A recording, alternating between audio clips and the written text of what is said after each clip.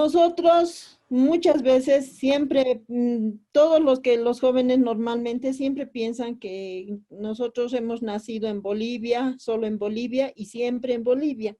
Sin embargo, nosotros, si ustedes se fijan en ese mapa, Bolivia está en una partecita de lo que había sido en eso, en pequeñito en rojo, había sido otras civilizaciones de todo este territorio donde habían pertenecido hace millones de años varias civilizaciones, ya habían estado como, estamos hablando ahorita del Tahuantinsuyo, lo más cercanamente, digamos, de lo que provenimos, pero antes del Tahuantinsuyo estaba Tiwanaku, estaba Huancarani, varias otras civilizaciones, lo mismo que en este lugarcito que estamos viviendo, en esta piernita de vaca, era lo que es también en el norte de América, estaban los mayas, estaban muchas otras civilizaciones.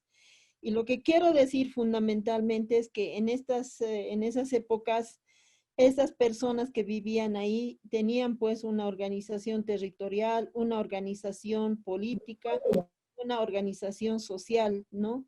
Entonces después está viniendo pues lo que va a ser Perú, Ecuador, Brasil, Bolivia, Chile, Argentina, mucho después. Inclusive el Tahuantinsuyo no ha tenido mucho tiempo de vida. Los que habían tenido mucho tiempo de vida habían sido el Tiwanaku, los Huancaranis, los Lupacas. Entonces ahorita vamos a ir viendo, habían sido otras civilizaciones muy grandes, ¿no? Entonces, yo quiero referirme un poco a Tiwanaku. Tiwanaku, ¿por qué estoy refiriéndome a Tiwanaku? Porque nosotros somos la mayoría de los que ahorita participamos, no creo, por eso hubiera sido bueno tal vez tener unas 4 horas, digamos, de formación, nos hubiéramos conocido más a detalle, presentarnos, si por ahí también hay algún quechua, por ahí hay alguien de tierras bajas, no sabemos, pero una gran mayoría provenimos, que somos aymaras, ¿no ve? Personas que somos de origen aymara. Y el origen de los aymaras había sido Tiwanaku, ¿no? Era conocida y nombrada con, ahora, ¿cómo está? Como una ruina arqueológica, ¿no ve? Así lo ven los extranjeros, pero no es así. Está asentada en las riberas del Titicaca, pero eso ahorita que le ven como una ruina, ustedes habrán visto, hay un lugar donde están las cabezas de seres humanos que significaban más bien las civilizaciones que habían existido en todo lo que era ahorita América Latina, y dice que era un centro político Tiwanaku, donde se venían a reunir y tomaban varias decisiones. Entonces nosotros podemos hablar que Tiwanaku era una época de señoríos aymaras, ¿no? Donde estaban pacajes, lupacas, carangas, huancaranis. Y uno de ellos, fundamentalmente, está de lo que ahorita todavía podemos conocer, es los uruchipayas, ¿ya? Los uruchipayas todavía siguen existiendo. Entonces, no sé si alguno ahorita, me hubiera gustado que participen, por ahí también alguno ya conoce, se encuentra en Oruro, ¿no ve? Entonces, ellos no hablan ni aymara ni quechua, ellos hablan el puquina y tienen sus formas de organización, tienen sus instituciones. Como les decía la profesora Daisy, yo conozco muy bien Uruchipayas, he trabajado en el Ministerio de Autonomías y Uruchipayas es uno de ahorita de los que han logrado ser reconocidos por el Estado plurinacional como autonomía indígena originario campesino, ¿no? Ese concepto vamos a ir viendo más adelante. Espero que, ojalá que lo estén grabando todo esto para que ustedes con más calma vayan digiriendo, vayan escuchando, vayan entendiendo, ¿no? Qué importante había sido. Entonces, de todos esos, nosotros, claro, seguimos siendo, ¿cómo te puedo decir? Les puedo decir, es como si fuéramos sus descendientes, pero el que ha cuidado su territorio, el que ha cuidado su lengua, su manera, su cultura, son principalmente desde esas épocas anteriores al Tahuantinsuyo, son los Uruchipayas, ¿ya? Entonces, ahora vamos a ver un poquito, voy a ir a hablar de una cosa. En la misma época que ya cuando llegamos al Tahuantinsuyo, ¿no? Se había estado organizando también en el mundo, había estado surgiendo Grecia. Vamos a hablar de Grecia, ¿ya? ¿Por qué va a ser importante? Más adelante lo van a entender. Pero hablaremos del Tahuantinsuyo. Al Tahuantinsuyo siempre nos han enseñado, ¿ya? Siempre nos han enseñado que está en los libros inclusive, yo siempre digo en la educación bancaria, en la educación dominante, siempre nos han enseñado que había sido Manco Cápac y Mama Ocllo los que habían fundado el Tahuantinsuyo, cuando no habían sido 4 hombres y 4 mujeres, ¿ya? Y las mujeres en esa época eran, digamos, de manera horizontal, tenían una relación horizontal entre hombres y mujeres. No había el hombre que estaba arriba, es decir, no había patriarcado, quiere decir, en otros términos, no había patriarcado ni había matriarcado, sino una relación horizontal. Y eso sí, quienes habían venido de todo lo que va a ser América Latina, porque también estos pueblos no es que eran santos, todo era así de santos, no podemos hablar. Cuidado, hay que tener mucho cuidado de pensar en esa forma. Eran también combativos, peleaban entre ellos por territorios. Entonces, dice que desde Colombia, desde el Ecuador, habían ido bajando los incas, o también otros en la historia nos dicen que son aymaras, de origen aymara, y habían dicho queremos fundar no me gusta el concepto de imperio, pero sí el territorio del Tahuantinsuyo, ¿no? Entonces habían llegado al Cusco y habían fundado desde ahí lo que va a ser los suyos. Entonces, el Tawa proviene de la palabra quechua. Tawa quiere decir 4, Inti, sol, ¿no? Suyu quiere decir regiones, 4 regiones del sol. ¿Por qué le han puesto el sol? Ahora vamos a entender, porque a ratos yo misma, a la edad de ustedes, me preguntaba muchas cosas, ¿por qué le ponían por qué le dicen al sol tata? ¿Qué quiere decir tata? Quiere decir padre sol, ¿por qué le ponían? ¿Por qué le ponían, ahorita en mismo Tiwanaku, por qué está la puerta del sol? ¿Por qué está la puerta de la luna? ¿Se han preguntado alguna vez? Porque no hay nadie ahí que nos diga, hasta ahora también nos falta todavía mucho descolonizarnos y no tenemos una historia real, poner por lo menos para los visitantes ahí, solamente están así las piedras, pero no están, no hay libros que estén a la vista para que en quechua, en aymara, en castellano, en inglés, deberían poner para que leamos bien así clarito, en ese lugar mismo. No tenemos, hay mucho trabajo todavía y yo siempre pienso que los jóvenes siempre algunos siquiera va a tener la idea y va a decir, haremos eso, porque solamente están así como piedras, ¿no ve? Entonces, eso es lo que ha pasado en el Tahuantinsuyo, ¿no? El Tahuantinsuyo fue, dice, dominado por los quechuas, porque incluso habían impuesto su lengua al quechua, y habían sometido a los aymaras, ¿no? A los tihuanacotas, pero no había esclavismo. Hay que tener mucho cuidado con eso, ¿ya? Entonces, ahora, cuando hablamos de Grecia, ¿de qué nos estamos refiriendo?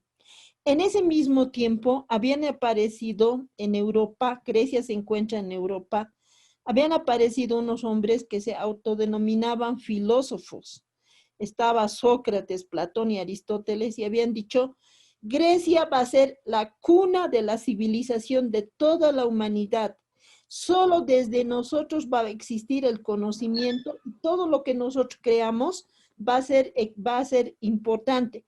En ese mismo tiempo, al mismo tiempo que estaba ya Grecia, ya existía el Tahuantinsuyo, ya existía, digo, Tiwanaku, ya existía África, ya existía Asia, pero ellos habían dicho, no, todos esos pueblos son súbditos, son inferiores a nosotros.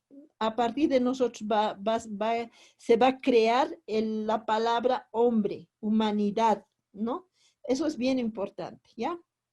Seguiremos entonces.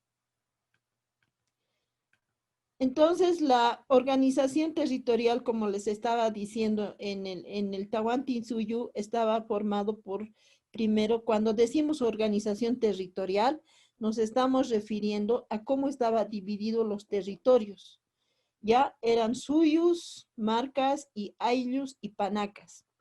Los suyos estaban el Chinchasuyo al norte, el Cuntisuyo al oeste, el Antisuyo al este. Entonces, estamos hablando ahorita de los chinchas, de los cuntis, de los antis, y lo que nosotros ahorita en Bolivia vivimos se había llamado los collas, ¿ya? Entonces, nosotros de verdad, nosotros, como estaba diciendo ahorita don Felipe Quispe, dice, no ve, así le han debido hacer escuchar hace poco tiempo. Él dice, yo no soy boliviano, yo soy del Collasuyo, ha dicho, del Collasuyo. Por eso, porque en esa época nuestro territorio se había llamado Collasuyo, al sur está, ¿no? Luego estaba formado por marcas, quiere decir un conjunto de pueblos. Lo más chiquitito eran los ayllus, eran territorios aymaras, pero habían habido otros territorios en esa época en el Tahuantinsuyo, que eran las panacas, que eran territorios de los incas liderados por las madres incas, ¿ya? Mientras que en Europa, ¿cómo estaban divididos su organización territorial? Nos enseñan, ¿no ve? Dice, están ¿Esa es tu clase formados de voz? por tribus, por gens, patrias y nación. Entonces, miren la diferencia. Eso tenemos que entender. No quiero que se olviden esto porque después todo esto va a significar mucho cuando llegue Bolivia. Dicen, estaba conformado por tribus, por gens, por patrias y nación. Cuando han llegado, por ejemplo, los europeos, no, habían dicho que nosotros estábamos viviendo en tribus. ¿Ya? Eso quisiera que tomen en cuenta muy bien y si están apuntando, háganlo porque es muy importante. Tribus quiere decir algo étnico, pero muy chiquitito. Sin embargo, en nuestros lugares, en nuestros territorios, habían civilizaciones grandes, no eran así tribus chiquititas, así pocas personas, ¿no? Eran grandes, que habían desarrollado su ciencia, habían desarrollado su lengua, habían desarrollado sus instituciones políticas, todo eso, ¿no? Vamos a ir viendo. Bueno, seguimos entonces. En el Tahuantinsuyo, el que manejaba el Tahuantinsuyo era el Inca y su familia, quiere decir su mamá, sus hermanos, sus hermanas, ¿no? Entonces, era considerado, dice, hijo del sol y venerado por su pueblo. Obtenía el título por herencia y se caracterizaba por el uso de prendas elaboradas con hilos de oro, pero no lo utilizaba. Por si acaso, otra consulta, tal vez me pueden preguntar, ¿había dinero en el Tahuantinsuyo? ¿Había dinero en Tiwanaku? ¿Había dinero en Huancarani en esas épocas? No, no había. Entonces, ¿cómo intercambiar? ¿Había intercambio de productos? Sí. No se llamaba trueque, por si acaso, el trueque es de Europa. Mal lo utilizan los economistas. Aquí mismo hablan mucho del trueque. Dice, hoy en día en los pueblos sigue habiendo trueque, se intercambian así. Eso es mentira. Se llama reciprocidad, el concepto que utilizaban en esa época. Es decir, y tenían dos formas, el Aini y el Minca. ¿Qué quiere decir? Que yo podía ir a trabajar gratis o si no me hacía pagar en productos, pero que siempre eran pueblos que donde existía mucho el concepto del común. ¿Qué quiere decir del común? Que uno para todos y todos para uno. Así, en ese concepto podemos entender el común. Quiere decir que yo tengo que trabajar para todos, pero también todos tienen que trabajar para mí. Por lo tanto, una cosa muy interesante y muy importante es que no existía mendigos en el Tahuantinsuyo. No existían viudas, no existían huérfanos que estaban solos, desprovistos de alimentos, desprovistos de ropa, desprovistos de vivienda. No estaban así, sino que al contrario, ellos estaban más bien apoyados por todo el Inca, siempre hacía trabajar las tierras, utilizaba también cierta cantidad de lo que trabajaba los productos para darles a los huérfanos, a las viudas, todo eso, ¿no? Entonces eso era muy importante. ¿Ya? Y las panacas estaban conformados, eran territorios comandados por las madres de los incas, ¿no? Y mujeres y hombres peleaban por tierras, pero no se sometían, como les digo, al esclavismo, no había esclavismo.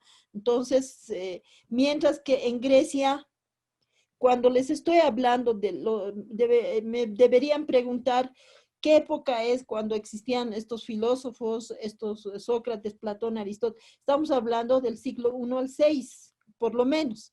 Y en estos primeros siglos ya existía el esclavismo ya en Grecia. ¿Qué quiere decir?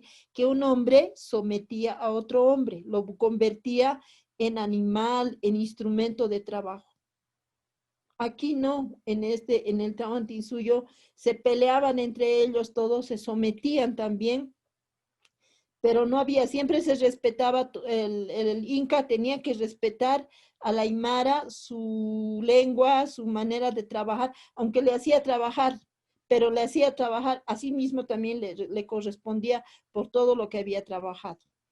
Ahora, que podemos también hacer un análisis clasista del Tahuantinsuyo, porque claro, el Inca sí se creía, cuando decías hijo del sol, puede ser que haya un tipo de linaje, pero para nosotros creemos que es más importante las peleas, más que todo por territorio, pero no de sometimiento, digamos, mientras que en Grecia ellos creían que eran descendientes de Zeus, no se olviden, ya vamos a ver ahorita esa parte, ¿ya?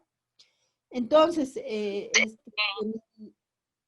en el Tahuantinsuyo estaban los Hatunrunas que realizaban trabajos agrícolas, ¿no? En los mitimaes que hacían algo que eran ese traslado de gente de las migraciones y era muy frecuente en el Tahuantinsuyo.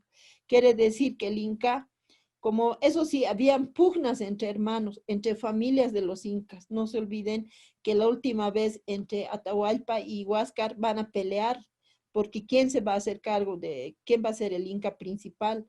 Entonces peleaban y entonces los mitimaes eran trasladados por órdenes de los incas para seguir expandiendo el territorio. Y finalmente digamos los que de condición más inferior eran los yanaconas. Sobre esto, por ejemplo, tiene un libro Fausto Reinaga, que yo les sugiero que lo lean. Era el primer libro con el que había salido abogado Fausto Reinaga. Más adelante yo les voy a hablar de él, porque nosotros los jóvenes tenemos pues que leer a nuestros autores. A veces siempre estudiamos primero a Marx, estudiamos, no sé, pues algún otro autor europeo, pero no estudiamos a nuestros propios hermanos que nos han dejado también legado y nos están diciendo a gritos, a ver, escúchame, así hemos vivido, esto era así, nos está diciendo y no leemos. Entonces, yo les sugiero eso, que lean el primer libro que había escrito Fausto Reinaga y les voy a hablar de eso más adelante también. Pero ahora lo que quiero que nos preguntemos era, ¿cuál era la concepción de vida aquí en el Tahuantinsuyo y aquí en Grecia de estos hombres? La concepción de vida, ¿qué quiere decir? ¿Cómo entiendo yo la vida? ¿Cómo la explico? ¿Cómo vivo? Hasta ahora, ustedes, ninguno de ustedes pueden decir, yo no tengo concepción de vida. Toditos tenemos concepción de vida. Toditos. Algunos de nosotros, de muchos de los jóvenes, estoy hablando así, aunque yo ya soy muy mayor, para un poquito situarme en ustedes, ¿ya? Me van a disculpar. Entonces, cuando estoy diciendo cómo nos situaremos los jóvenes frente a la vida, muchos de nosotros ya somos alienados. Nos han hecho pensar de otra manera. ¿Qué nos habrá hecho pensar? Hay pero jóvenes que dicen, no, siempre están buscando quiénes somos, entonces construyen su propia ideología, construyen su propia pensamiento y descubren que habíamos sido parte tenemos unas grandes raíces a la que tenemos que encontrar, ¿no? Entonces, la concepción de vida es muy importante, ¿no? En el Tahuantinsuyo, la concepción de vida era de totalidad, Y ¿saben qué dicen? Importante, somos parte de la naturaleza, por lo tanto, hombre y mujer deben cuidar a la naturaleza, deben cuidar a la familia y a la comunidad. Mientras que en Europa, en Grecia, el hombre que les estoy hablando del siglo I al VI, decía Sócrates, ¿ya? Decía, el hombre es el centro del mundo.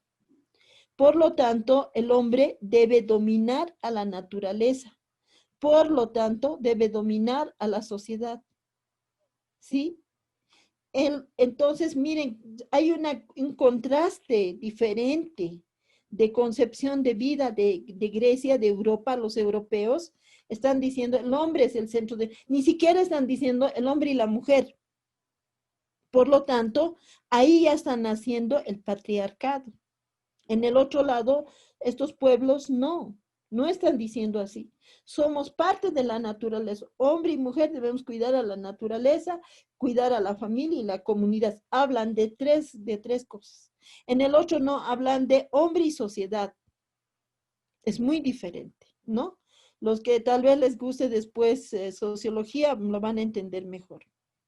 Entonces, después, con esta mentalidad de Grecia, en octubre de 1492 van a llegar pues los europeos, principalmente los españoles, a nuestro continente, ¿no? Y van a decir, aquí nosotros, alguien que nos va a ayudar un poco a entender esto va a ser Enrique Dussel. Su libro se llama Encubrimiento del Otro, 1492, Encubrimiento del Otro, ¿no? Entonces aquí nosotros tenemos que pensar y igual, aquí quiero hacer un ratito un poco que nos acordaremos de algo de lo que hemos estudiado. Y todavía vamos a encontrar todavía, si queremos buscar. ¿Qué vamos a encontrar? En los libros de historia del colegio hay hasta ahora a mí me ha llegado así, lo tengo tan así en mi cabeza y espero que ustedes también lo tengan y lo encuentren y lo muestren a los chicos, a los más chicos en la casa, a los amigos, los familiares, a los hijos, a los hermanos, a todos, es que hay una foto, dice, descubrimiento de América, dice. Y está el español con todo su traje de armadura, su espada, y a su lado está un curita con todo su traje también de sacerdote, ¿no ve? Y hay un señor que está de rodillas y con la cabeza agachada. Es un indígena, ¿no? Un indio. Imagínense, eso nos han hecho creer que Europa nos han hecho creer que habían descubierto América. No había sido no le podemos llamar descubrimiento, sino más bien ha sido una invasión, una conquista. No podemos hablar. Entonces, ahora, cuando hablamos de encubrimiento, Dussel nos dice cuando hablamos del encubrimiento, cuando nos habían puesto pues otro nombre. Entonces ha habido un encuentro, para mí no ha sido siquiera un encuentro de amistad, de cariño, porque acaso los españoles han venido y han dicho, ay sí, les iremos a conocer, eso no, eso sería pues diferente, pero han venido con violencia, han llegado con violencia, mientras que nuestros hermanos de esas épocas los habían recibido bien. Y hay de todo, ¿no ves lo que escriben? Hay que también saber, tienes que saber también desde joven elegir tu biblioteca, elegir qué libros leer, porque hay muchos autores que nos mienten. Por eso es importante adoptar una ideología, adoptar bien, cuando uno tiene más conocimiento, cada vez va entendiendo mejor las cosas, ¿no? Entonces no ha sido un encuentro, ¿no? Como así nos ponen de los libros, el encuentro, nos dicen, del mundo europeo hispánico con América Latina. El primero que llega es Cristóbal Colón, ¿no? El que nos pone el nombre de, ¿qué nos pone? El nombre de indios, nos pone el nombre de indios. Entonces, cuando nos pone el nombre de indios, ¿no? Cristóbal Colón, indio significaba salvaje, animal, hereje, bestia humana. ¿Acaso no hemos escuchado estos días eso? A ver, escúchenme. ¿Acaso no hemos escuchado estos días eso? Estamos hablando de 1492 y estamos en el 2020. ¿Cuántos años han pasado y nos siguen mirando de esa manera? Entonces el español cuando había llegado había dicho, Cristóbal Colón había dicho a su reina, he encontrado la India.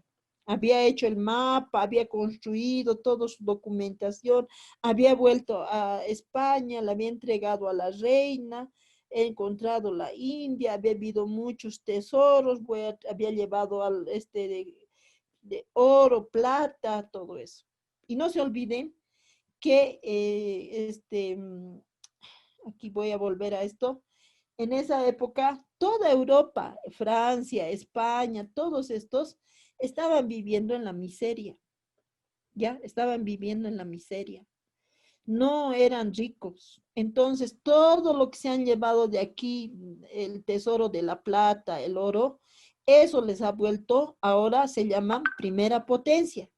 Ya nosotros nos llaman, ¿qué nos llaman? Nos llaman eh, subdesarrollados, nos han puesto, ¿no ve? Nosotros nos llaman países subdesarrollados.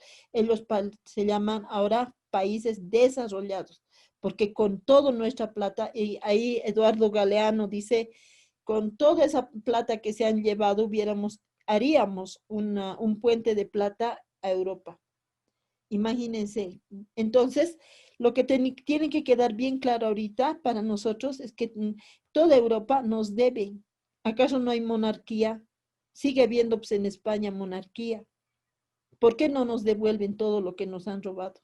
Yo creo que hay una deuda y ningún gobierno hasta ahorita exige eso. No hay nada hasta ahorita. Nadie dice que nos devuelvan pues todo lo que nos han robado. Mientras nosotros estamos viviendo en la pobreza, ¿no ve? Entonces, Grecia, cuando Sócrates, a ver, voy a volver a esta partecita, ¿dónde está? Es importante, ¿no? A esto. Cuando Sócrates había dicho, el hombre es el centro del mundo, esa mentalidad había creado que va a ser, eso estamos hablando ahorita, yo les me había adelantado antes, este pensamiento va a ser creado muy fuerte en lo que Marx utiliza en el concepto modos de producción, es la época del esclavismo. En la época del esclavismo, ¿no? Dice Marx, el hombre domina al otro hombre, porque el hombre es parte pues de la naturaleza, porque un hombre libre tiene familia, tiene territorio, entonces dominaban, el hombre trataba de siempre de dominar a la naturaleza, a todo y a la sociedad. Entonces con esa mentalidad vivían, entre ellos se autodominaban en Europa, ¿no? Por lo tanto, van a crear, después dice Marx, el modo de producción feudal. Ahora, en el modo de producción esclavista, primera vez que van a crear el concepto Dios, centrado en el hombre, ¿ya? En el hombre, el hombre es el centro del mundo, ¿ya? En esto van a crear el concepto Dios. ¿Y cuál va a ser ese primer Dios? Va a ser Zeus, no va a ser mujer. Eran politeístas en el esclavismo y van a tener un conjunto de dioses, pero ¿quién va a ser el líder? Va a ser hombre. Entonces, el hombre es el centro del mundo. Sí. Luego, en el feudalismo se va a trasladar esta ideología. El hombre es el centro del mundo, se va a trasladar al feudalismo. Y en el feudalismo van a adoptar la forma de gobierno de la monarquía. En la monarquía, peor todavía, si el hombre es el centro del mundo, un hombre va a decir, yo soy el rey, yo soy el escogido de Dios, yo soy entonces el centro del mundo. Y por lo tanto, los otros son mis esclavos, son mis súbditos, los que me tienen que servir.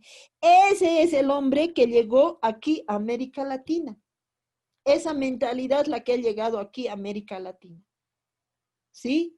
Entonces, esa mentalidad han traído por eso nosotros ahora vamos a hablar aquí un poco de esto, de la colonia, ¿no ve? Entonces vamos a hablar de esto, perdón, de la colonia. La vigencia de la colonia, ¿qué significa? Quiere decir que cuando Cristóbal Colón, me voy a volver a ir un ratito a esto, aquí nos iremos. Cuando Cristóbal Colón había llegado al Tahuantinsuyo, él se había muerto. Cristóbal Colón había muerto pensando que había llegado a la India. Entonces nos había bautizado con el concepto de indios y hasta ahora sigue existiendo. Y lo que antes que me olvidé, ese concepto de indios, había dicho Fausto Reinaga, con ese concepto de indios nos han dominado, con ese concepto de indios nos vamos a liberar, había dicho Fausto Reinaga. Y hay muchos hombres y mujeres ahora que practican esa ideología y dicen, entonces, han fundado el indianismo y el catarismo. ¿Ya? Más adelante hablaremos de eso, pero no me quiero olvidar. Es muy importante entonces, porque muchos jóvenes dicen, ya no existe pues el concepto de indios. ¿Acaso somos nosotros de la India? Dice. Es que sigue existiendo de parte de los que mantienen esta mentalidad europea, sigue existiendo, siguen pensando y si ustedes viajan ahorita a cualquier parte de Europa, siempre dicen, a ver, apreta tu dedo y tu índice en alguna parte, te van a clasificar a indio americano, te ponen. ¿Sí? Indio latinoamericano te van a poner. No es que no existe, sigue existiendo. Entonces, eso es muy importante, ¿ya? Bueno, otro. Lo que entonces quería decir es que después de la colonia, la colonización, ¿qué ha significado para nosotros, para estos pueblos que eran libres, que tenían sus ciencias, que tenían sus formas de autoorganización, que tenían su política, tenían sabidurías, tenían amautas, tenían maestros, pedagogía, educación, tenían todo, todo tenían, hasta medicina tenían. ¿No ve? Entonces, ¿cómo podemos decir qué ha pasado? Cuando tenían todo esto, la colonización llega y les va a negar todo, les va a enterrar, van a decir, y ahí yo creo que han debido leer leerán Aníbal Quijano. Aníbal Quijano dice que habían dicho los europeos cuando han llegado a conquistar este continente, habían dicho, de hoy para adelante, todos los indios van a ir para la servidumbre. Ningún indio, escuchen esto, ningún indio está preparado para gobernar. Solamente nosotros. Entonces nos van a servir a nosotros, habían dicho, nos van a servir a nosotros. Por lo tanto, los europeos habían dicho, los indios van a servir solamente para la servidumbre, nada más. Y además nos habían impuesto otro concepto, y eso más que todo a las mujeres. Las mujeres habían dicho, y los hombres indios, como no son seres humanos, son animales, como son bestias, como son herejes, como son inferiores, no tienen capacidad de tener propiedad privada. Por lo tanto, hay que quitarles todo su territorio. Y por lo tanto, si algún día con el pasar del tiempo se vuelven seres humanos como nosotros, entonces jurídicamente van a ser considerados, y ahí nace la ley de Indias. Habían dicho, van a ser considerados menores de edad. Y eso hasta ahora sigue existiendo. ¿Qué es ser menor de edad? Quiere decir que no pueden tener ningún tipo de propiedad privada. No pueden acceder, ¿no? Entonces, desde esa época, desde 1492, en estos continentes, además, ¿cómo ya han organizado? Han organizado en virreinatos, han traído las encomiendas, los obrajes, las provincias, todo han cambiado. Ya no había suyos, ya no había, no es que no había, Seguían existiendo las marcas, seguían existiendo los años como hasta ahora, siguen existiendo. Pero a ver, encuentren ustedes en la organización territorial de ahora, en la nueva constitución aprobada en febrero del 2009, no está. Está conformada de acuerdo a lo que está en Europa, ¿no? Entonces, eso es lo que habían dicho, ¿sí? Entonces, a ver, volvemos a la república. Entonces, la colonia ha significado un duro embate a nuestros pueblos, ¿no? Con lo que han dicho que no éramos seres humanos, ya nos han anulado en todo sentido. Ahora, ¿quiénes eran, quiénes eran los seres humanos, digamos, los seres humanos considerados de primera categoría? Se supone que si el dueño de la colonia estaba viviendo en España, en Europa, ¿quiénes eran? Él mandaba a los españoles a vivir aquí, pero no les dejaba con las manos vacías. Les daban territorio, les daban indios, les daban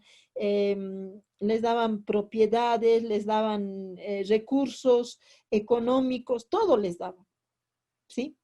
Pero ¿qué pasaba con los hijos de los españoles, los criollos? Los hijos de los españoles, los criollos como Simón Bolívar y los otros señores que ahora todavía son considerados padres de la patria, eran pues considerados para los españoles, para el rey de España, eran considerados ciudadanos de segunda categoría. Por lo tanto, no tenían ningún derecho, no tenían ningún derecho. Entonces, claro, renegaban y decían, ay, en contra de la corona, nos vamos a independizar. Y hasta ahora, ¿no ven? Se defiende mucho la independencia, se defiende grande la independencia. Entonces, la independencia lo han hecho los criollos. Y cuando van a crear Bolivia, cuando han creado la República de Bolivia, no lo han creado pues para los indios, sino que en 1826, en noviembre de 1826, según la autora Rosana Barragán, ellos habían convocado a los primeros asambleístas con 3 requisitos: que sepan leer y escribir castellano, que no trabajen en el servicio doméstico, así se llamaba en esa época, que tengan 600 pesetas y que tengan una industria en las ciudades. Nos preguntaremos, pues, los indios llamados los indios, es decir, los aymaras, los quechuas, los guaraníes, ¿sabían hablar castellano en 1826? No, no ve. Por lo tanto, entonces, como no sabían hablar, no han podido ser, pues, no han podido participar de la primera constitución, de la primera constituyente.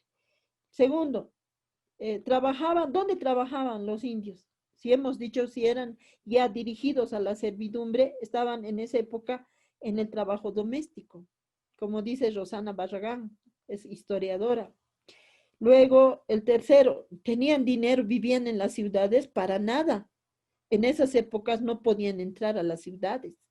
Apenas iban a dejar productos y se tenían que ir. Y además las casas, las viviendas estaban hechas con un corredor para los indios, donde no podían entrar más allá, no les permitían. Y no se olviden que desde la misma colonia, a la que más ha sufrido, digamos, la que más ha sufrido estos embates de cambios, ha sido las mujeres indígenas, con la ley de pernada, con otros cambios. Por ejemplo, las primeras españolas para tener sirvientas indias, ¿qué habían hecho? Le habían hecho cambiar su ropa, ¿no ve? La ropa, por ejemplo, ahorita que ustedes conocen, esas hermanas que están ahorita pidiendo limosna en La Paz, aquí en la terminal en la calle Perú, en la terminal de buses, ¿no ve? Esas son las verdaderas indígenas, porque así se vestían. Pero las que habían sido llevadas con las españolas como sus sirvientas, ellas les habían puesto la pollera, les habían puesto el bozo, les habían puesto botitas, les habían puesto. De ahí van a ser la chola. Yo siempre les digo a algunas hermanas, compañeras, de que esa ropa es, pues seguimos llevando la ropa de la española, ¿sí? Entonces, es interesante, ven, conocer la ropa de la española, Sin embargo, tiene toda una carga histórica. Pero así les habían hecho cambiar y después les habían hecho cambiar además sus nombres. Ustedes saben bien, ¿no ve? Que utilizaban la Biblia. Entonces, ¿qué otros nombres habrán tenido? Por ejemplo, había un nombre que se llamaban Bárbola Turumaya, pero le habían puesto, no sé, pues Juanita, Pedro, ¿no? Nombres de la Biblia, ¿no? Y además, quienes estaban encargados de la educación del indio en esa época era precisamente, y vas todavía a seguir en la República, va a ser precisamente el clero.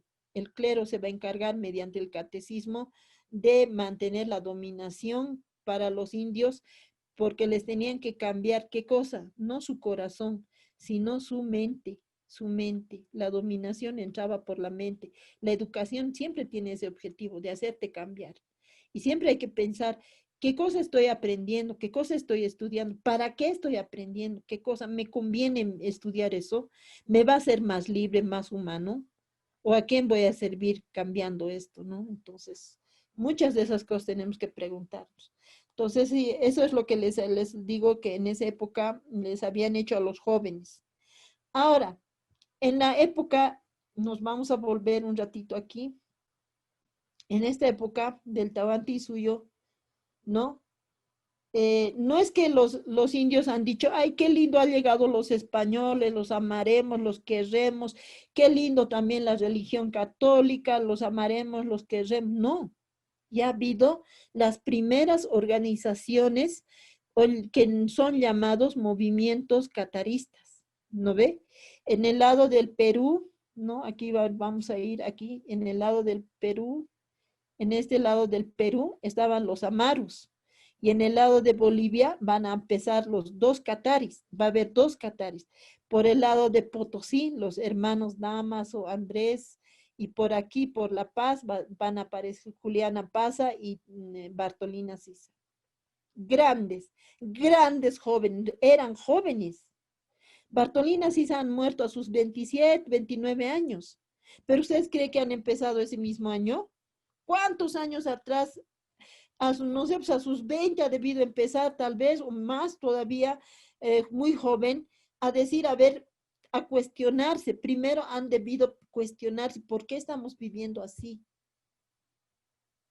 Yo hasta ahora me pregunto por qué hay jóvenes que siguen votando para su opresor, por ejemplo, por Doria Medina, votan para que la señora, la alcaldesa del Alto sea la alcaldesa, mientras nos están robando nuestros recursos. Después se quejan también, no hay caminos, no hay esto, hay pobreza, hay esto, se quejan de mucho, pero siguen votando para el opresor, siguen siendo manejados los jóvenes.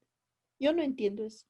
El Alto, el 2003, en la guerra del gas, le han votado a un Goni, han luchado, se han convertido así como en un gigante grande la ciudad del Alto, las provincias, todo el país, todo Bolivia, los pueblos sometidos, y después votan, así pasa el 2003 y votan por Doria Medina. Yo no entiendo, hay muchos que no entiendo, sinceramente. Pero, este, entonces ya empezaron las primeras organizaciones sociales, digamos así, organizados, jóvenes que van a organizar. Entonces, ¿quién era, por ejemplo, Bartolina Sisa? ¿No? Bartolina y Tupac Katari. ¿Quiénes eran? Tupac se pone por el nombre de, en esa época estaba de moda los Kataris, entonces él va a decir, yo me voy a poner el nombre de Tupac Katari porque los he conocido, los Amarus llegan a conocerse. No se olviden que Bartolina era hija de comerciantes y Tupac Katari había vivido con un sacerdote en una iglesia, entonces él sabía hablar castellano. Bartolina no era neta, así cerrada aymara. Pero sin embargo, mira qué valientes dicen, no, nos organizaremos, estamos viendo tanto sometimiento, tanto maltrato a nuestro pueblo, entonces nos organizaremos. Y la primera organización que va a ser armada, porque ellos van a armar un ejército armado. Y en eso, ¿qué decían? Vamos a matar a los españoles, los vamos a matar. La más dura dice que era Bartolina Sisa, ella era, dice, así le respetaba, dice, como esposo Juliana pasa a Bartolina Sisa, a sus decisiones. Por eso le había llamado la virreina de los indios. Hay un autor, Sinclair Thompson, que ha escrito ahí pone en su libro la frase de ella, dice, cuando reinasen los indios. Así ella dice que decía. En ese ámbito, ¿eso qué quiere decir? Bartolina Sisa dice que se vestía de virreina con la ropa de las españolas y con eso dice que cabalgaba en caballo. ¿Acaso en el altiplano nosotros criamos caballos? No, no ve, era osada, agarraba, dice, su espada y con eso desde el alto bajaba, dice, bien osada, decía, les voy a matar porque así nos han hecho ustedes, porque era peor, pues en esa época, a cualquier indio que era, digamos, osado, quería levantar la cabeza para verle al español, enseguida lo mataban con la espada. Yo, como les ha dicho la profesora Daisy, cuando he estado en la Asamblea Constituyente, harto documento nos han hecho llegar para leer para las mesas. Ahí iba yo como técnico a decirles, lean esto, lean para construir una nueva constitución. Entonces, en eso he encontrado, por ejemplo, que en esa época los españoles dice que a las embarazadas les agarraba con su espada, les sacaba, dice, casi como bola al feto y lo ponía a la brasa ardiendo. Decía, estos son engendros del mal, no podemos permitir que mueran. A los hombres, dice, a los jóvenes, les amarraba, dice, así como zampoñas, les amarraba, les hacían gritar, dice, y decían ellos, ay, sí, se están liberando sus almas, se están liberando de su herejía. Desalmados eran entonces, ¿no? Entonces se han sufrido mucho y por ese sufrimiento Bartolina Sisa Tupacatari, habían pues muchos, ¿cuántos había sido su ejército? A ver, lean Sinclair Thompson. De 20,000 se habían vuelto 40,000 personas. ¿Sí? Su ejército se habían ido. Ahora, Tupac Katari vivía en el Alto y las provincias de La Paz. Bartolina Sisa no, tenía su ejército donde ahora yo vivo, aquí en Pampajasi, en Chinchaya, en este lugar, se había llamado en esa época Putuputuni, se había llamado. Entonces eran los primeros jóvenes que se habían, y no quiere decir que eran los primeros. Primero dice que en 1500 algunos incas también se habían levantado. ¿Conocemos esas historias? No conocemos, no sabemos, no leemos, no hay mucho escrito, hay que buscar, hay que preparar una biblioteca buena. No tenemos ese tipo de bibliotecas, ¿no?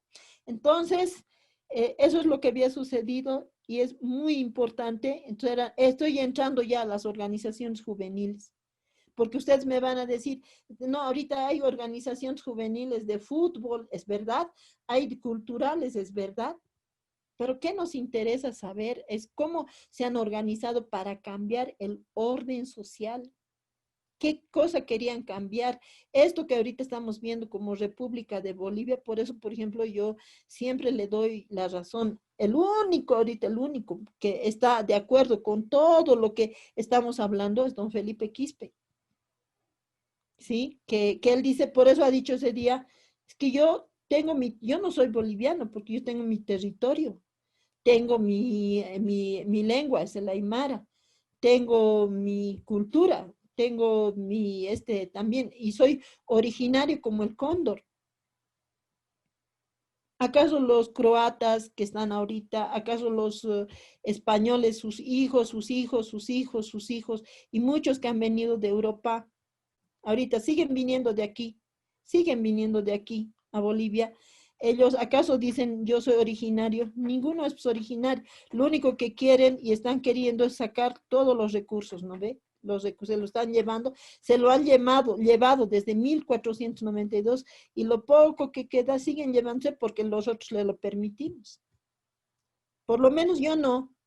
Siempre he luchado porque los jóvenes sean críticos, seamos críticos. También soy docente, 18 años, en la UPEA, en la UNSA, he estado en Cochabamba, pero donde voy siempre les hago pensar qué cosas somos, de dónde venimos. Entonces, Cuando una organización social ahora se convierte también en movimiento social, cuando se convierte en movimiento social, ¿no? A ver, vamos a ver, ahorita quiero llegar a esto. La República, cuando nace en 1825, Simón Bolívar. ¿Quién era Simón Bolívar? Si ustedes se recuerdan, hemos llevado harto en colegio, nos han hecho llevar. Entonces, en nuestra cabecita de memoria está un joven bajito, de barba, estaba con su traje parecido a Napoleón. Es que se vestía al estilo de Europa. Había ido a estudiar Europa, Francia. Y entonces Simón Bolívar había dicho que ahora nosotros tenemos que traer todo lo que están viviendo en Europa. ¿Y qué habían traído? Entonces, habían traído cómo vivían, cómo estaban organizados. Y entonces, miren aquí está.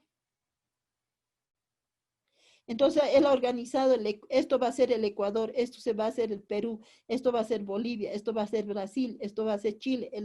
Él ha organizado todo esto, le ha puesto límites. Miren, rompiendo este amarillo por aquí, por ejemplo, rompiendo, ¿no ve? ¿Acaso entonces los aymaras no éramos pues Collasuyo solamente un pedacito?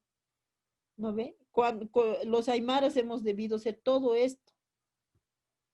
Entonces no, nos han dividido, nos han puesto fronteras, nos han puesto.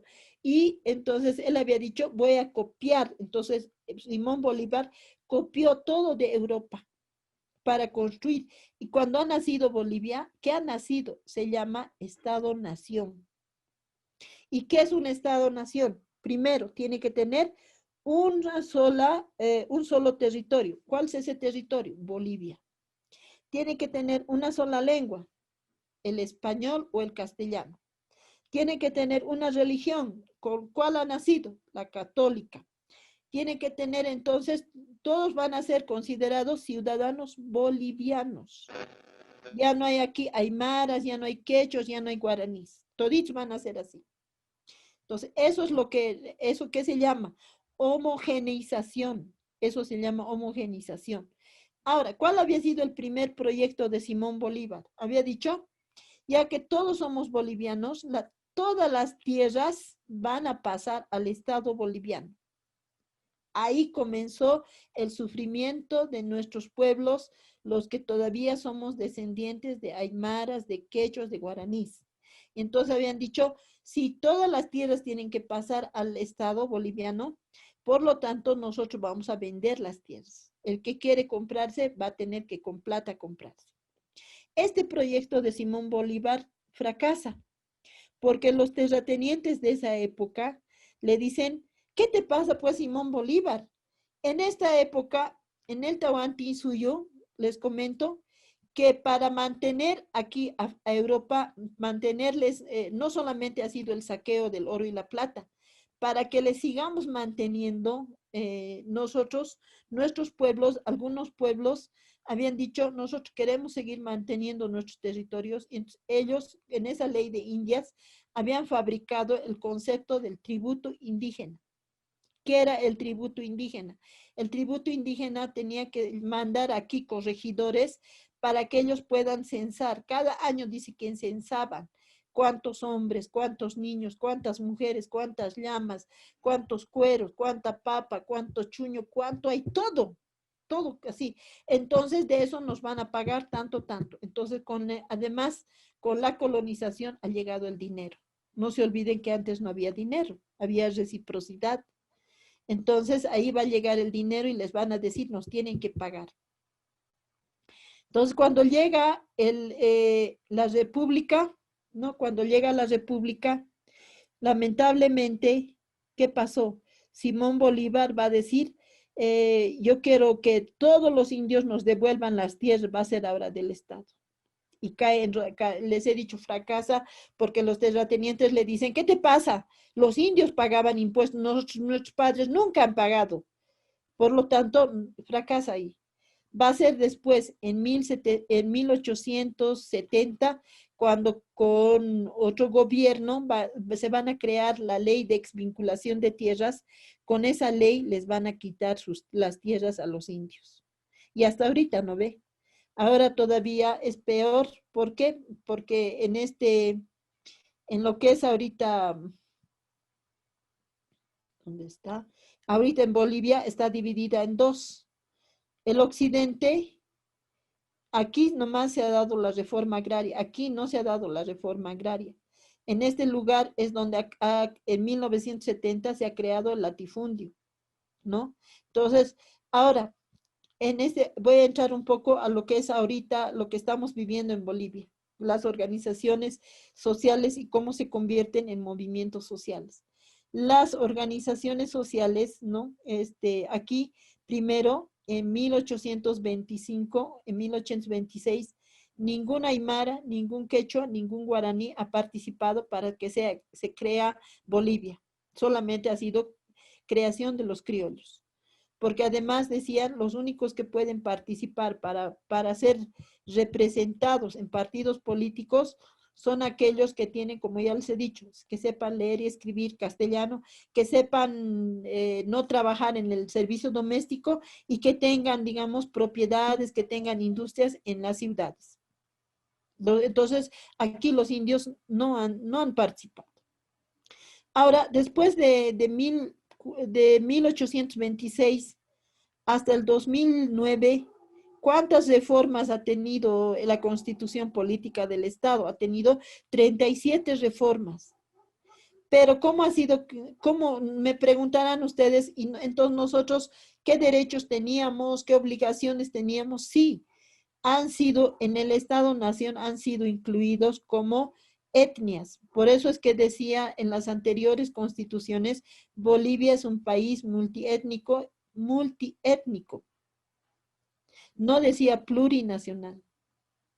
Recién en el 2009 se reconoce a los aymaras, a los quechos, a los pueblos guaraníes que habían tenido su propia lengua. En el artículo 30 está eso, que había tenido sus propias instituciones, que habían tenido sus propias formas de gobierno, que habían sabido tener su forma de elección, que habían tenido su propia justicia llamada ahora comunitaria, ¿no? Recién. Pero entonces tantos años se ha vivido así. Y en todos esos años, ¿acaso no ha habido organizaciones juveniles? Ha habido, pues, ¿no? Ha habido. Entonces, como les he dicho primero, la más representativa para mí, que ha puesto, digamos, las raíces más fuertes para las organizaciones que yo ahora le llamo movimientos cataristas, ha sido precisamente de estos cataris, ¿no? Ahora, en Potosí, con los hermanos Damas o Andrés, ellos qué han hecho es que dice que el impuesto era cada vez siempre era más fuerte, más grande, más pesado, mucho más dinero y no alcanzaban. ¿Y por qué? Porque con eso les querían asfixiar para quitarles las tierras. Por eso es que también los hermanos se levantan en Potosí, ¿no? Luego, más adelante, están todavía en 1800, ya estamos hablando de los Huilcas.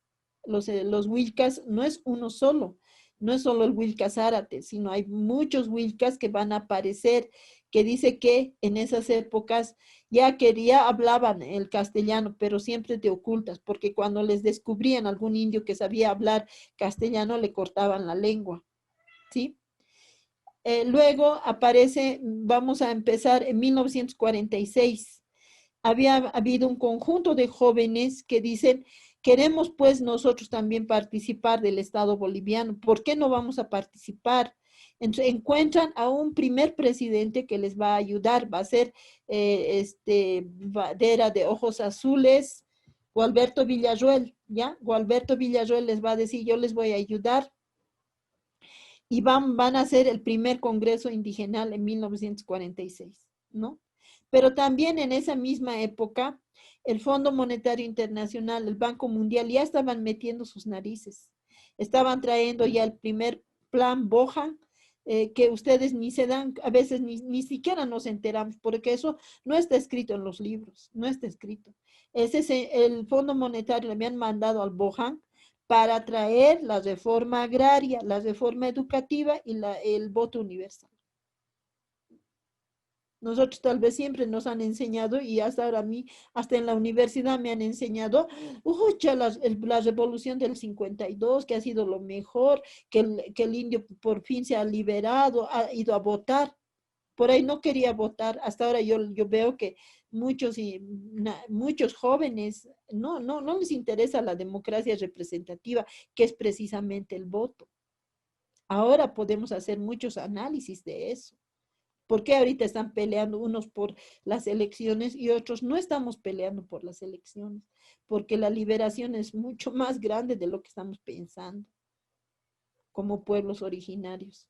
Entonces, desde esas épocas, entonces, ya había, por ejemplo, en 1940, había aparecido un joven, ¿no?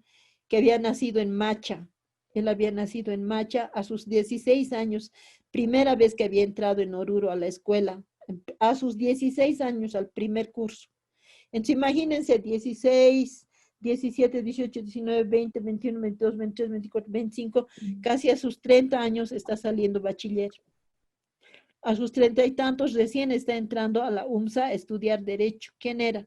Fausto Reinaga, ¿no?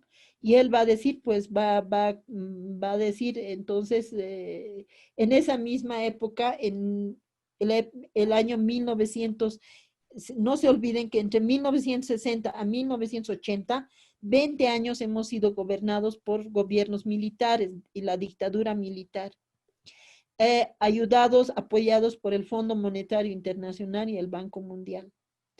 ¿Y qué era? Que en esa época los jóvenes, los más que todo de estos pueblos que siempre estaban siendo despojados de sus tierras, entonces habían dicho, nos vamos a organizar en 1980. Genaro Flores aparece, por ejemplo, en escena, organizando las SUCB. Aparece Lucila Mejía organizando las Bartolinas. Ha sido una mujer igual, jovencitas, aparece en las fotos. Tiene también su libro escrito, algunos más bien han ido recuperando y hay jóvenes ahí, Irma, hay varios nombres de ahí que no conocemos, dicen su palabra, dicen, ¿por qué nosotros no nos vamos a organizar? Nos tenemos que organizar. Entonces comienzan las primeras organizaciones juveniles y también son generacionales. Entonces, no se puede hablar solamente de organización juvenil netamente, es decir, de jóvenes para jóvenes, sino han sido organizaciones juveniles y organizaciones generacionales. ¿Pero con qué objetivo? Interpelar el orden mundial, el orden en el que se estaba viviendo en ese momento. ¿Y cuál era el orden? El orden, el modelo con el que estábamos viviendo desde la colonia ha sido siempre de sometimiento de ciertos habitantes como nosotros, ¿no ven? Los descendientes de Aymaras, los descendientes de Quechos, y somos todavía, porque nuestra piel está, aunque nos pongamos con estuco, con no sé qué, aunque nos tiñamos las chicas todo de así, de rubias, no sé, seguimos siendo con el mismo color, nuestra piel nos dice todo, que somos aymaras, que somos quechuas, ¿no ve? Entonces, así, eso es lo que ha pasado. Entonces, no se puede hablar solo de organizaciones juveniles como tal, ¿sí? Eso no nos conviene, porque más bien el joven tiene que ponerse a pensar, mi organización, lo que yo estoy trabajando, ¿para qué va a servir? Para interpelar el orden, y en el orden estoy pues yo también pensando en los niños, en las niñas, los adultos mayores, estoy pensando en las mujeres, estoy pensando involucrar a todos. Eso sería diferente, ¿no? Entonces, nuestras organizaciones juveniles, cuando se convierten en movimientos sociales, entonces ahí entran, la teoría de los movimientos sociales le pertenece al estructuralismo, a la escuela del estructuralismo de Europa, que dice que habían nacido estas teorías para los europeos, para las personas con discapacidad, para las personas como los gays, eh, pensando, ¿no? Que siempre tenía, dice, un contenido coyuntural, mientras que en Bolivia se ha convertido en movimientos sociales porque van a poner un concepto no solamente coyuntural, no van a poner solamente una agenda coyuntural, es decir, los cocaleros vamos a luchar por nuestro cocal o los, no sé, no, sino que más bien ya lo han vuelto estructural. Son agendas estructurales, por eso son reconocidos como movimientos sociales, es decir, como actores sociales, políticos, que están incidiendo en el imponiéndose en el orden impuesto como modelo, digamos, que ahorita, por ejemplo, ¿cómo estamos viviendo en Bolivia? ¿Bajo qué modelo, bajo qué situación económica, política estamos viviendo? No estamos ya viviendo, yo diría, en el Estado plurinacional. Está bien impuesto lo que es la República, ha vuelto a situarse lo que es la República, ¿no?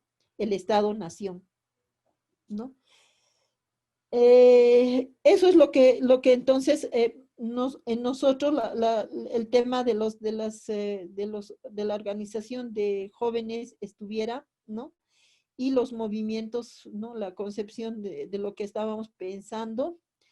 Y también lo que podemos decir es que en este tiempo las organizaciones juveniles, ahora en este tiempo, se han convertido más bien en interpeladores de lo que estamos trabajando, de lo que estamos viviendo.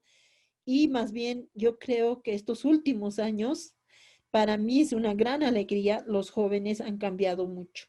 No se contentan con ir a la escuela, no se contentan incluso con no estudiar. Hay jóvenes que no estudian, no entran ni a la escuela ni a la universidad y saben mejor que nosotros, están más preparados. Hay jóvenes que ya no les interesa solamente decir, voy a organizar mi organización juvenil para fútbol, cultural, vamos a hacer música. A mí, por ejemplo, yo en mi época sí, así nos interesaba mucho eso. No sé, desde la parroquia, no sé, pues así, hacíamos varias cosas.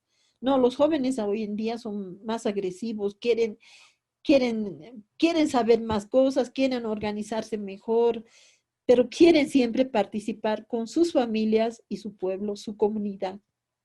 Entonces aquí sí quiero entrar va a ir concluyendo, yo quisiera también después recibir preguntas, es que ha nacido con el Estado plurinacional muy fuerte el concepto de la construcción de comunidad. Y desde mi punto de vista, esto ya es algo nuevo, desde mi punto de vista y desde mi experiencia, a lo largo de lo que he ido recogiendo, desde las organizaciones sociales juveniles, desde los movimientos sociales generacionales, he encontrado que siempre su objetivo es construir comunidad. Y comunidad no es territorial, comunidad es las relaciones que estamos construyendo. Es decir, que si estamos pensando, yo no puedo construir comunidad si no pienso en el otro. ¿El otro qué quiere decir? Que yo estoy pensando cómo voy a solucionar un problema, no solo mío, de no tener agua, de no tener vivienda, de no tener educación, de no tener salud. Siempre estoy pensando para el otro, para nosotros, en el común, que les decía que es una herencia de nuestros pueblos anteriores, como ha sido el Tahuantinsuyo, Tiwanaku, Huancaranis y otras civilizaciones anteriores, ¿no? Entonces, el común son relaciones. Entonces, el joven se pregunta y dice, no puedo pues yo vivir solo, no puedo vivir en el individualismo si no construyo esas relaciones de lo común. Y eso es lo que ahorita está en debate, se está construyendo eso. Y como les digo, para mí siempre siguen siendo una esperanza la juventud, porque es más rebelde, es más así decidida, dice, haremos esto, haremos lo otro. Y las instituciones como ahora, CIPCA y las Bartolinas, y haciendo estos cursos, es pues muy importante, porque es como la otra universidad, la otra escuela donde se aprende mejor, así con puntualidad, con mucha más verdad, si quieres, se pueden encontrar más verdades, no una sola verdad eterna como nos quieren enseñar. Entonces, yo quisiera quedar ahí y quisiera más bien compartir, que me digan, que participen. Yo sé que cada uno de ustedes, yo siempre a mis estudiantes en la UPEA les digo, yo soy una docente que primero utilizo la pedagogía de Paulo Freire que es la educación popular, y que aprendo mucho de ustedes, porque ustedes son el sujeto político cargados de historia, como dice Hugo Semmelman, ¿no? El sujeto político que transforma eso. Entonces ustedes más o menos se estarán dando cuenta en qué línea estoy, y me gustaría mucho, mucho la participación de ustedes, escuchar. Hay muchas cosas que seguro con las preguntas que me hagan vamos a seguir desarrollando estos temas, que sea más de, no sea tanto, digamos, vertical, que sea más horizontal, que podamos compartir entre todos los que estamos. Muchas gracias.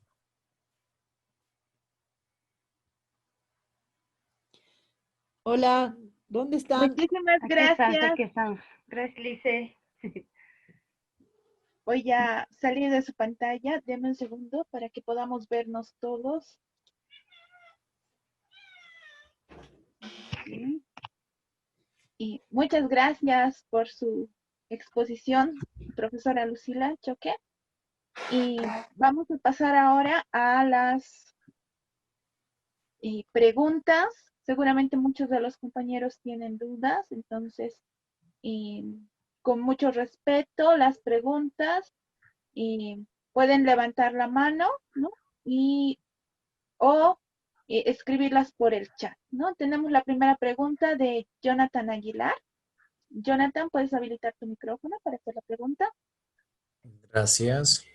Muy buenas noches, licenciada. La verdad, le felicito por la ponencia que acaba de dar, tan enriquecedora y que no hay en los libros, como usted decía, acerca de otros datos con respecto a nuestros antepasados indígenas. Y lo que yo me pregunto es lo siguiente. ¿Existía dentro de las organizaciones del Tiwanaku, no, del Tahuantinsuyo, perdón, una jerarquización política, social, económica, aparte de ello, que se podría también identificar como grupos de choques que existían ahí mismo entre los aymaras y quechuas, que existía una rivalidad? Y quisiera saber más, que nos podría informar acerca de ello, por favor. Muy bien, sí. ¿Cuál es tu nombre? Jonathan. Sí. Muchas gracias por la consulta. Sí, había pugnas. Como había dominación entre pueblos, los incas se consideraban superiores también a los aymaras, había dicho, ¿no? Entonces los aymaras estaban sometidos, como les había explicado, como yanaconas, como jatunrunas.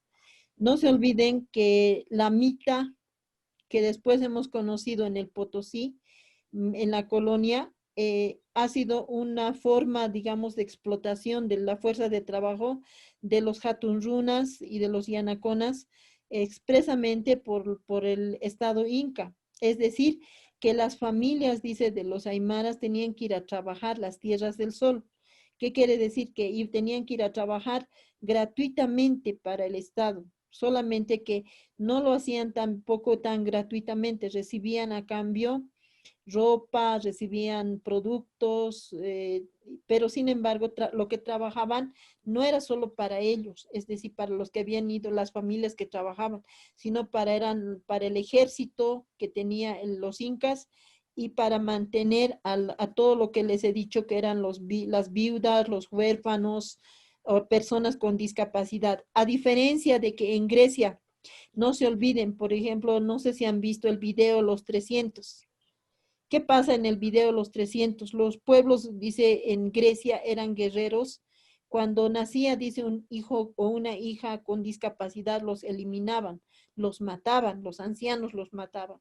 En nuestros pueblos en esa época no, sino que la comunidad se hacía cargo de ellos y el Estado inca. Eso es lo que puedo explicarte, pero sí había sometimiento también, pero era, digamos, como un sometimiento de que uno para todos y todos para uno. Muchos autores a eso le han llamado socialismo, otros, Marx le ha llamado a eso comunismo, pero no, yo no creo tanto que era comunismo, porque Marx siempre habla de los modos de producción, del desarrollo de las fuerzas productivas, que aquí no era así, tanto así, sino era, digamos, del que había sometido, había un sometimiento incluso del idioma quechua en el Tahuantinsuyo, pero los pueblos, dice que siempre eran mucho más rebeldes, no se sometían al Inca, eran los aymaras, los pueblos aymaras. Jonathan, ¿está bien? Sí, muchas gracias, licenciada, pero en este caso sería ya más una manera utópica que se podría denominar en su vivencia, como también la teoría que tienen que nosotros somos parte de la naturaleza y ello.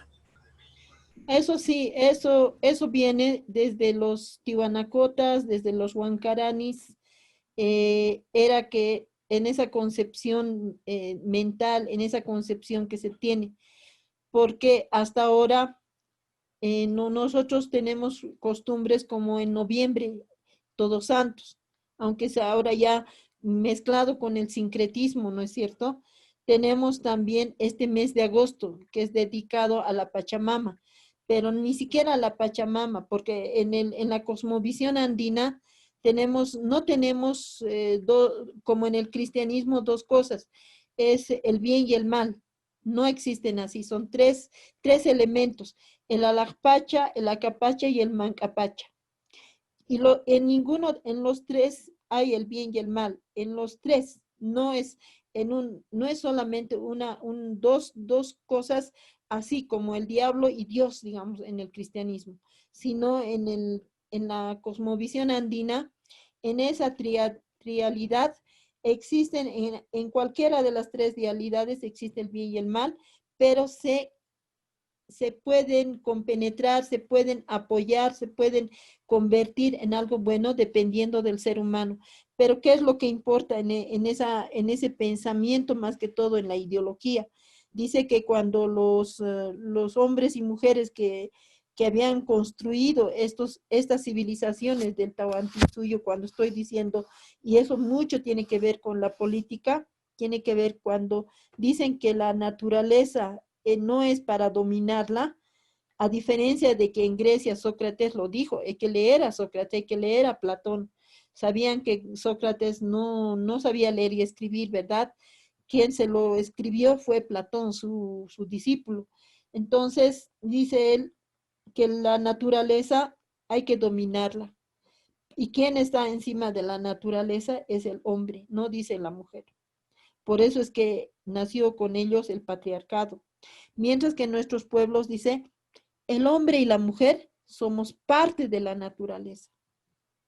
Por eso es que le llamaban, pues en esa época, Tata Inti, Mama Paxi, y eso está representado precisamente en Tiwanaku.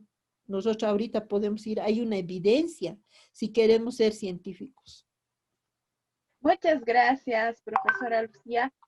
Tenemos una pregunta aquí por el chat, si me permite un minuto. Ay, lo he perdido. Acá está. No, Rimbert Raúl nos pregunta si nos habla de una imposición, colonización que hubo y que prácticamente sigue habiendo. ¿Qué camino cree nos queda hacer en un mundo globalizado donde los países, ciudades y comunidades dependemos unos de otros? El claro ejemplo es el aparato que tenemos en nuestras manos por el cual nos comunicamos.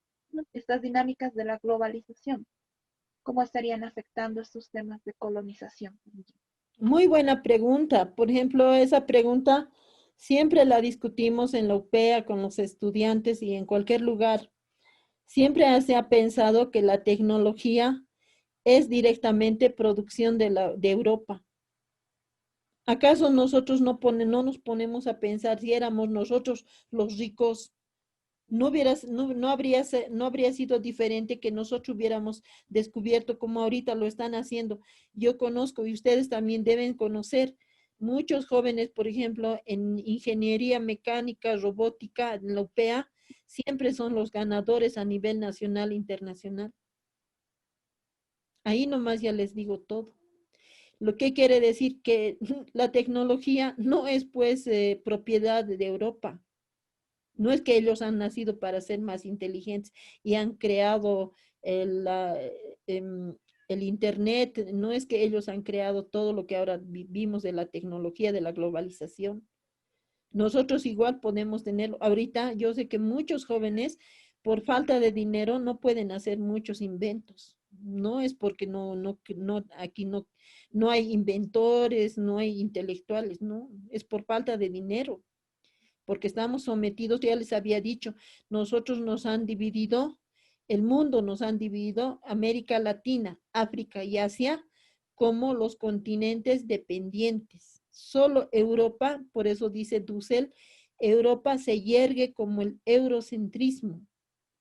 Europa se cree el centro del mundo y Europa no es solo Europa, está Estados Unidos, sí, pues está Estados Unidos junto con ellos, pero Europa se siente el centro del mundo y por eso se han autodenominado países desarrollados y a nosotros nos han denominado países subdesarrollados.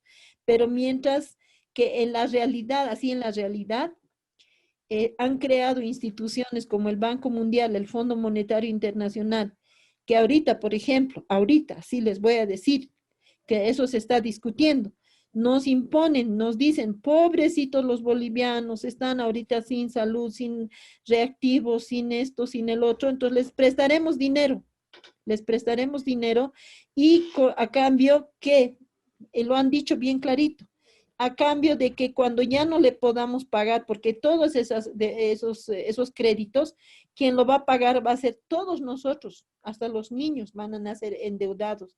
Y entonces, si no vamos a poder pagar, van a decir, como no tienen para pagarnos, entonces páguenos con el petróleo, páguenos con esa mina que tienen, páguenos con el litio, con eso páguenos. ¿Sí? Entonces nosotros tenemos que despojarnos de esa mentalidad de que la tecnología, la globalización viene de afuera, cuando no es así, no es así. Nosotros más bien tenemos que seguir luchando. Yo siempre digo, yo me siento orgullosa en que ni siquiera en la UMSA, ni siquiera en otras universidades, y no es porque los jóvenes tengan la culpa, sino las mismas universidades por sus modelos educativos no están desarrollando. En la UPEA sí hay mucho más autonomía de parte de los jóvenes.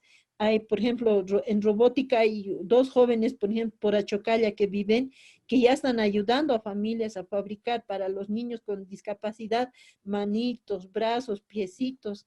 Están haciendo, yo no sé cómo se las estarán batiendo, no sé, pero yo me siento orgulloso y conozco un joven que ha ganado a nivel nacional, internacional, ha ido y las cosas que fabrican yo los escucho. He estado como también directora de DISBET en la UPEA y me he ido a escuchar a varios de ellos, pero son tan interesantes, por eso yo les digo, necesitamos reflexionar, necesitamos pensar que no somos subdesarrollados, eso tenemos que sacarlos, esa alienación, esa enajenación que nos han impuesto mediante la educación. Muchísimas gracias, profesora. ¿Y hay alguna otra pregunta que tengan, compañeros, jóvenes? ¿Alguna duda? Yo quisiera dar un punto de Adelante, vista, un Henry. comentario. Ya. Primero, muchas gracias por la exposición, realmente está bastante interesante. Bueno, hemos notado de que nuestra modernidad, hasta este punto, el mundo globalizado, ¿no ve? Tiene bastantes quiebres, ¿ya?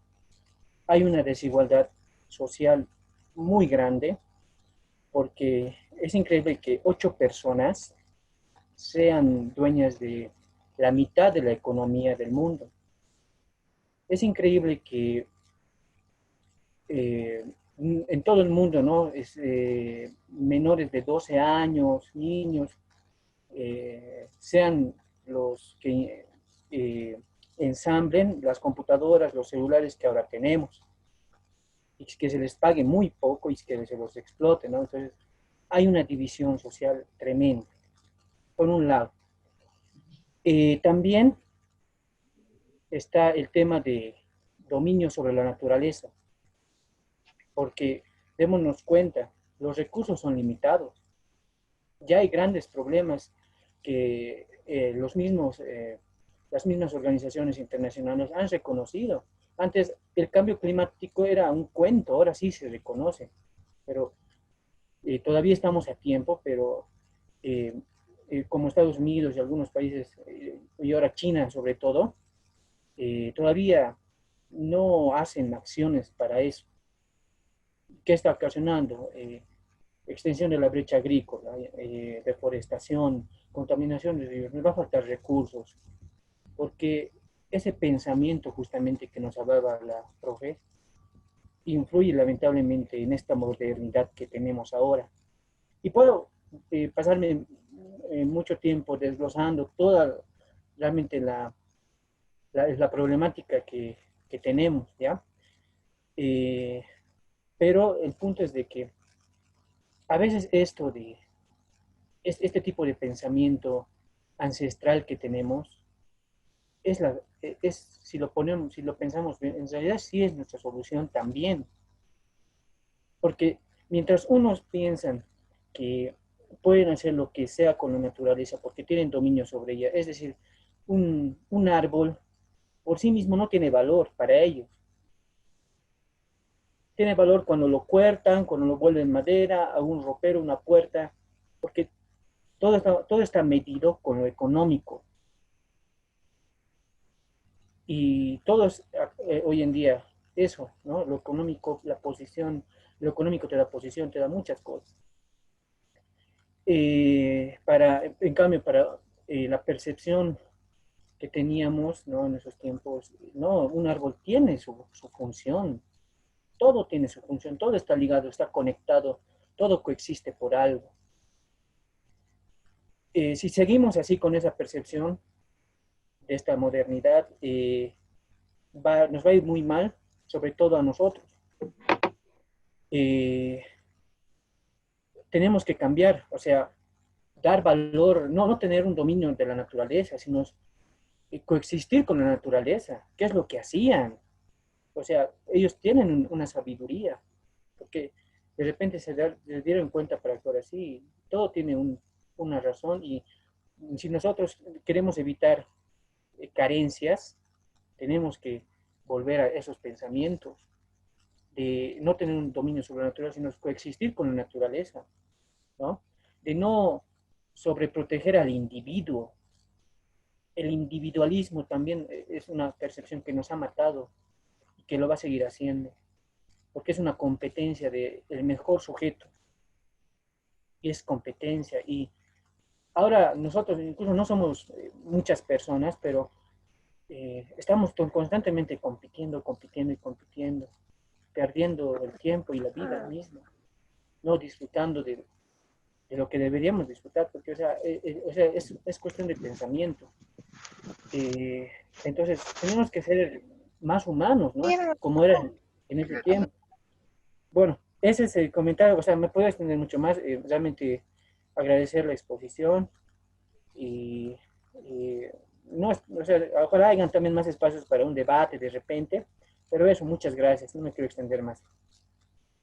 Muchas Muchas gracias, gracias. Henry. Muchas gracias. Adelante, prof. Muchas gracias, Henry. Tus palabras son para mí muy motivadoras y llenas de esperanza, como les he dicho.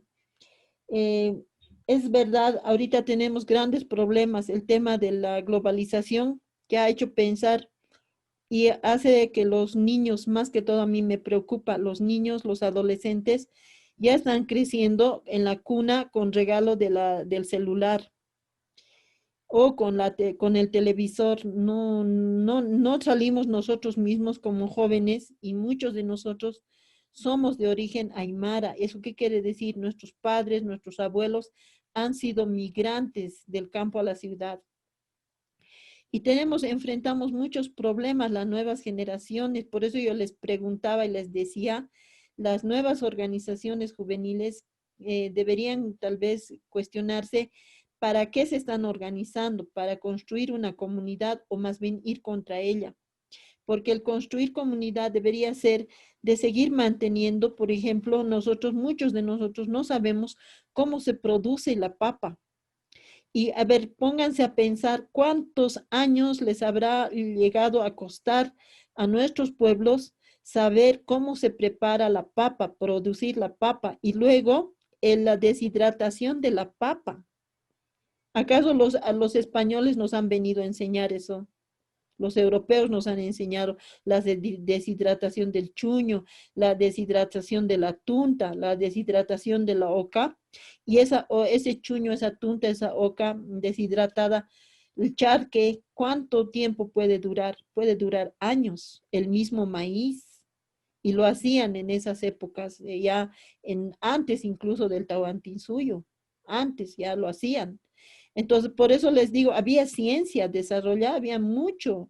Los incas ya trepanaban, dice para operar incluso desde el cerebro, ¿no? Entonces, ¿cuántas cosas ahorita nosotros nos estamos perdiendo? A eso le llaman, y estoy de acuerdo con Hugo Semelman, con Marx en ese sentido, sí estoy de acuerdo, le llama alienación, enajenación, porque el Estado, todo Estado es un aparato, ¿no ve? Es un aparato que construye aparatos ideológicos como la familia, como la educación, para que ellos nos digan qué tiene que el joven, el niño, qué tiene que aprender y qué cosa no tiene que aprender. Por ejemplo, en Corea, todo niño que nace ya nace sabiendo desarmar y armar todo lo que es tecnología, porque primero para esos países, ¿por qué se convierten en primeras potencias? Porque primero para ellos es la educación y la salud. Eso se llaman políticas sociales. Y esas políticas sociales es lo principal que desarrollan como políticas públicas, la educación, la salud, la vivienda, los servicios básicos. En los servicios básicos, la importancia del agua. Pero nosotros si vamos más allá de eso, de la salud, la educación, los servicios básicos, el agua, nos encontramos nuevamente en el origen con la naturaleza, con la naturaleza. Entonces, la naturaleza es la que nos brinda y como ha dicho Henry, se nos está yendo. Algún momento se va a terminar. Pero, ¿por qué se va a terminar? Más bien en América Latina somos ricos en agua, somos ricos en todavía en territorios, pero no está pues como nuestra propiedad, no está como propiedades comunales, no está todavía, porque son estos señores croatas, europeos, ahora en vez de los españoles, que se están adueñando, y nosotros no decimos nada y estamos callados, hasta mucha gente le siguen apoyando, muchos. Por ejemplo, ahorita la organización de los pititas, jóvenes, son organizaciones juveniles también, la organización de los jóvenes cruceñistas que pertenecen también como clase social a esas, yo no les llamo burguesía, yo les llamo élites señoriales regionales que han nacido precisamente del latifundio, de la agroindustria. Ahorita, ¿quién nos está manteniendo con queso, con huevo, con verduras? El pequeño productor. Y ese pequeño productor tiene políticas públicas, tiene políticas sociales, no las tiene, no las tiene. Pero ¿quién tiene apoyo total del Estado? Es la agroindustria. No pagan impuestos, tienen más créditos bancarios, muchos favores, porque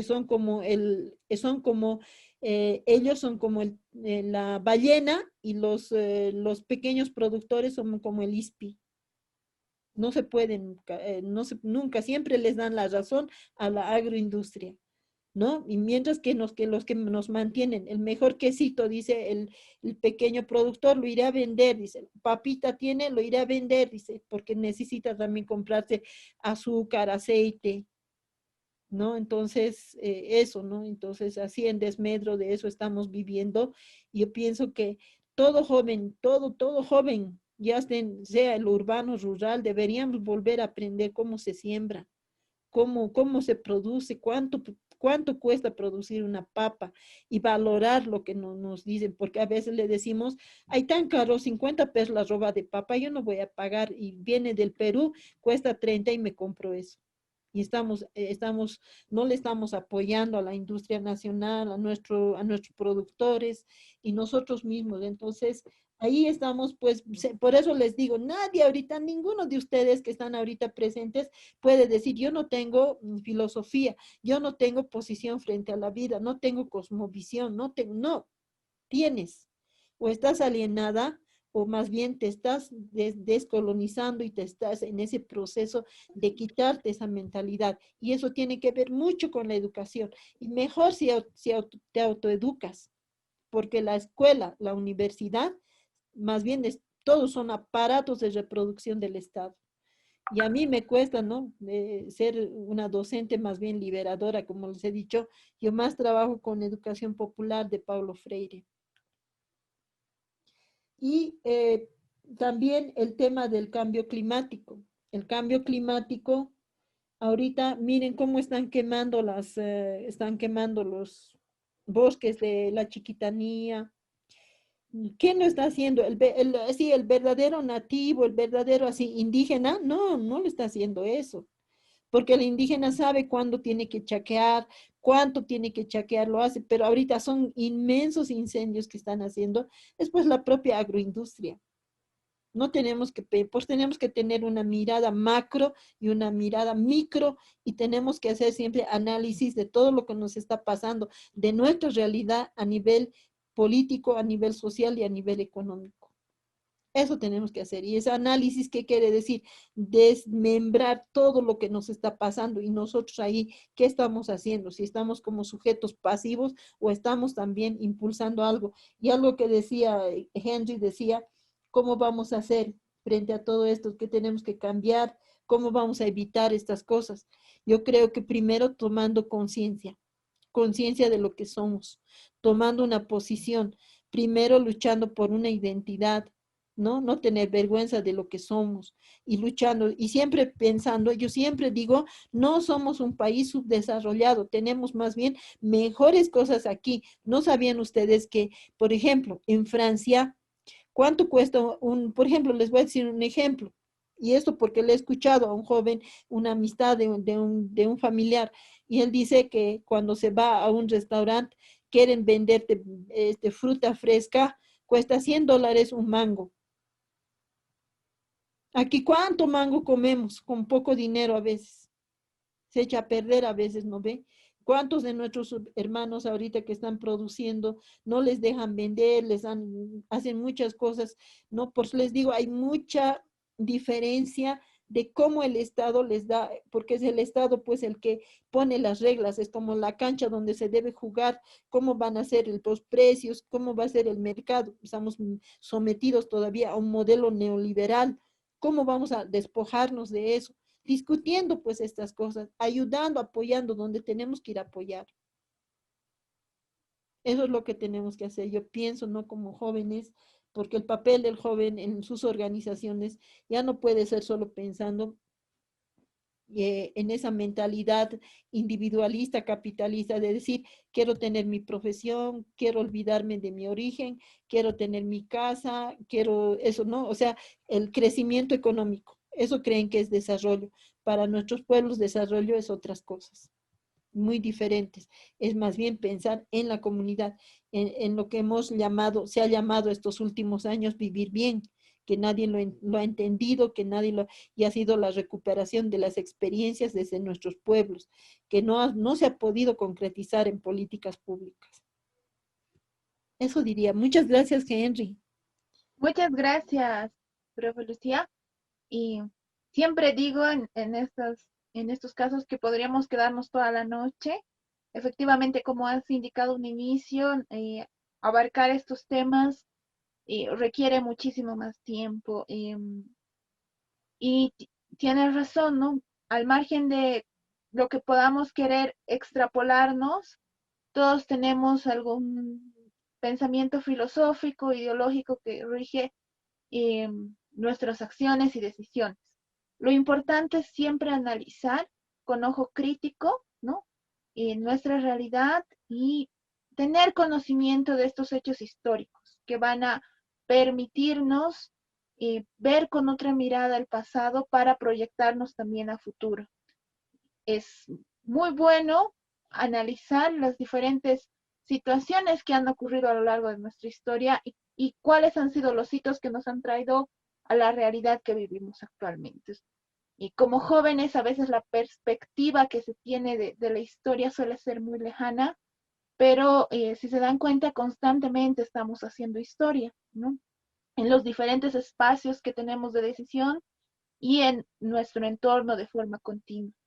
Y yo le agradezco muchísimo a la profesora Lucía, ¿no? Que nos haya podido acompañar en este proceso y un poco el tiempo nos come, ¿no? Para todo este proceso Y sin embargo, hemos tocado muchos puntos. La clase va a quedar grabada, se ha transmitido por Facebook y va a quedar grabada ahí. Y hay un espacio en el foro de la plataforma para poder hacer debate, y también he creado un grupo de Facebook para que todos podamos participar. La voy a incorporar a la profe y para que podamos seguir aprovechando estas redes sociales para seguir profundizando en estos temas.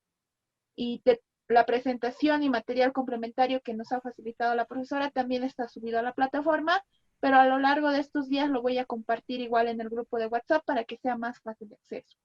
Y muchas gracias a todos. No sé si tiene palabras para despedirse, profe. Muchísimas gracias primero a CIPCA Altiplano, a muchos amigos que tengo ahí. He estado trabajando muchos años con ellos también, de cerca. También a las Bartolinas departamental y a los jóvenes, a estos jóvenes lindos, muchos abrazos, muchos besos también. Que sigan adelante, me alegro mucho, que ojalá inserten a más amigos, a más gente. Tenemos que crecer, seguir trabajando con más ideas. Yo al escucharle a Henry, a Rimber, me ha gustado mucho, ¿no? Muchos otros que seguramente ahorita dirían muchas cosas y me pueden enseñar más.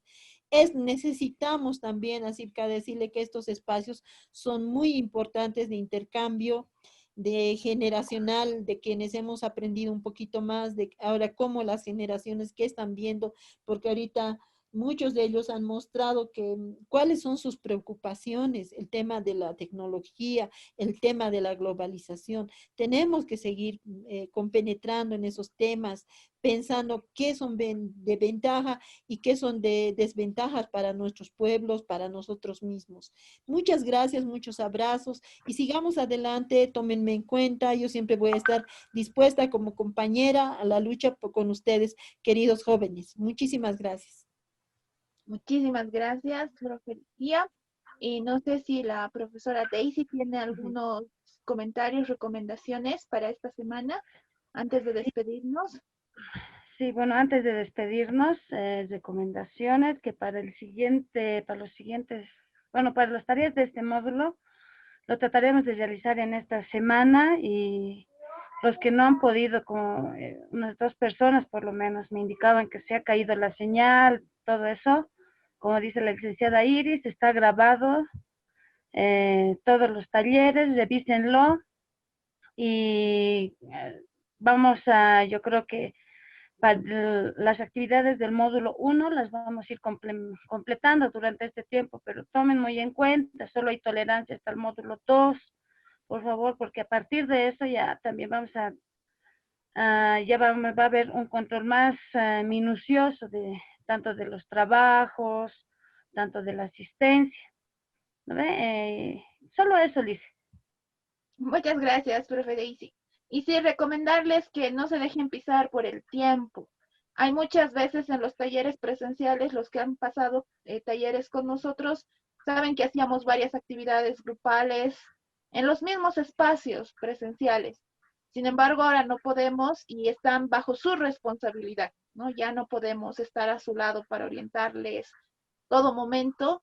Y sí vamos a estar, voy a poner espacios a disposición para que puedan llamarme, me pueden escribir por WhatsApp para consultar cualquier problema, ya sea de contenidos o técnico, pero ya es su responsabilidad de ustedes organizarse. No son tareas extensas, no tienen que escribir un montón de documentos, son tareas sencillas, concretas y sobre todo de reflexión, que estoy muy seguro que les va a ayudar y les va a servir para otros espacios, ¿no? Pero esos mismos documentos, una vez que los guarden, van a poder utilizarlos y para hacer ustedes mismos sus exposiciones, para difundir estas temáticas que estamos tratando. Entonces, pónganle un poquito de esmero y siempre cuidando de que no les vence el tiempo, ¿no? Y cualquier duda ya saben que estamos aquí para responderles, la profe Daisy igual, y Cristian también puede dar orientaciones sobre todo el programa de formación.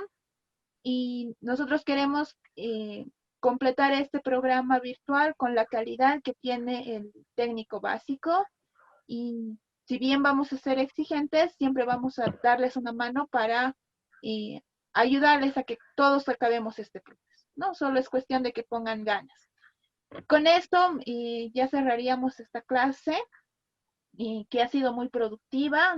Una vez más, muchas gracias a la profesora Lucía Choque, gracias a la profesora Daisy, y bueno, nos vamos a estar encontrando en estos espacios de WhatsApp y los grupos de Facebook para poder realizar todas las actividades, ¿no? Entonces, muchas gracias, jóvenes, que tengan una buena semana. Hasta luego, hasta luego. Muchas gracias. Hasta luego, licenciadas. Hasta luego. Buenas noches. Un abrazo a todos.